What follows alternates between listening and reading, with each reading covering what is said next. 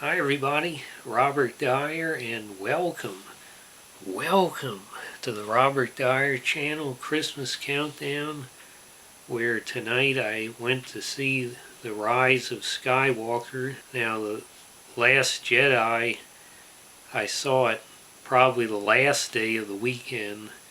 This time I had the good fortune to be able to see it Thursday night before the actual opening date. And so I want to do a non-spoiler review because I know in this situation most people have not seen this movie yet. And then I'm going to upload a second video which will be a discussion of spoilers and giving you all my opinions about the details, because you really have to talk about spoilers to give a full review to this movie. So this video will have no spoilers. Now, just for the context, I'm a lifelong Star Wars fan, and I don't think anybody's beat the original trilogy, although I think that Rogue One came pretty close. I did very much enjoy The Force Awakens and some of the things that were laid out or proposed, the way it looked like the plot was going. And I very much liked the characters of Rey and Kylo Ren in that movie. And if you saw my review of The Last Jedi, you know I was very disappointed with that movie. So I was going into this movie with a checklist of what J.J. Abrams had to do, and I was surprised at the number of boxes that he did check off on my list. Although it must be said he was somewhat forced into it by the fan backlash. You know, I did boycott Solo when it came out, both because the guy didn't look anything like Han Solo, because of the anger about The Last Jedi, the way the fans and the characters were treated from the original trilogy, and also because you had the screenwriter came out and attacked the Star Wars fans 48 hours before the movie opened. So I did sit that one out in protest. So it's not a spoiler to say that the Emperor has some role in this movie. We already know that. The question was, how are they going to handle that? And I will say that one of the positives is that they get right at the beginning of the movie to exploring whatever the angle is going to be about the Emperor in this movie. I'm not going to give it away, but I will say that you have to split this movie into how they handle Rey, her identity, and her ultimate fate, how they handle the Emperor in the story, and how they deal with Kylo Ren. And then the other aspects of the plot are really just a lazy mishmash. There's some compelling things in the plot about those characters I mentioned, and the overall general plot, it just sounds like somebody tried to just fill up a movie, and you want to get to those big questions, have them answered, and when those questions are not being answered or developed, there are moments when it is a bit tedious. And the other thing is, as far as the action, the lightsaber battles are much better than the space battles in the movie, the general action.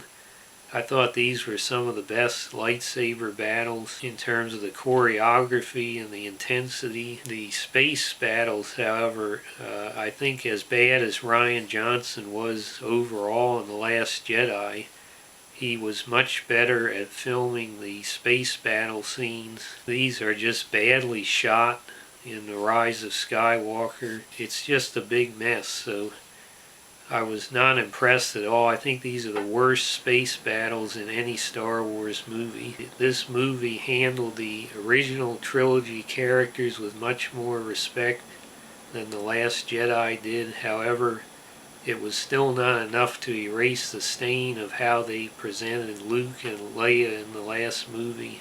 Totally out of character. But I thought, for example, in this movie, C-3PO is restored to his regular role in the cast, so to speak. He always was a significant character, and he once again has that much screen time, and his dialogue is much more on the level that it was in the original trilogy.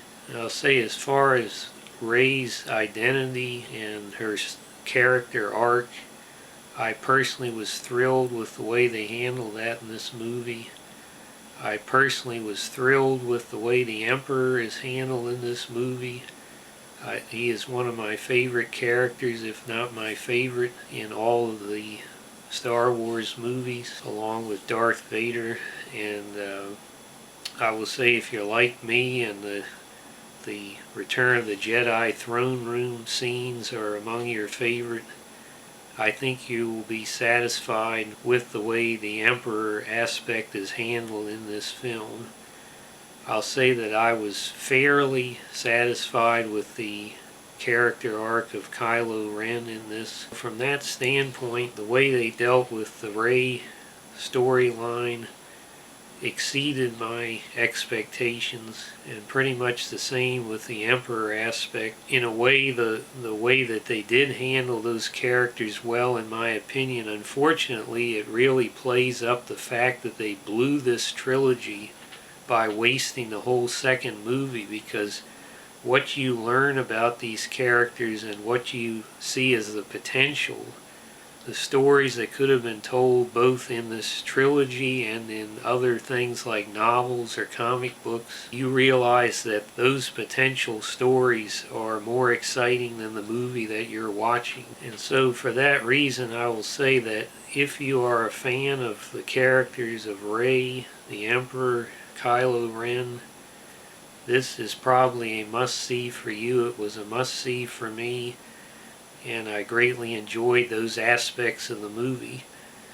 However, the general overall plot, very lazy, very sloppy, and in fact the ultimate ending of the final act, so to speak, with the exception of those characters I've been mentioning, is really at some points just absolutely laughable. This movie did not have the feeling of the ending of the original trilogy or even the prequel trilogy. It just, like I said, other than those specific characters, the conclusion here is just ho-hum. Just to bolster my opinion about that, I'll mention that unlike Avengers Endgame, there was no applause in the theater at the end of this movie. I think that tells you a lot, because the general audience is not really fixated on those characters as much as I am, or some of you might be. Consider the fact you just ended the 9-movie Skywalker story, and there's nobody applauding in the theater. So I think that says something, and it's not good. Like I say, if you're a fan of those 3 characters, go ahead and see this movie this weekend. If you are not, and you are not a fan of Star Wars at all, I would say just skip it. I think you'll be confused, bored, and ultimately disappointed. I'm going to go ahead and give this 3 stars.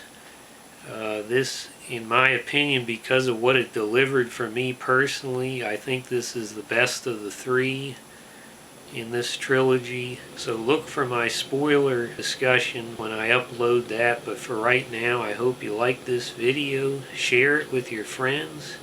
Please subscribe, and I'll see you next time on this Christmas countdown.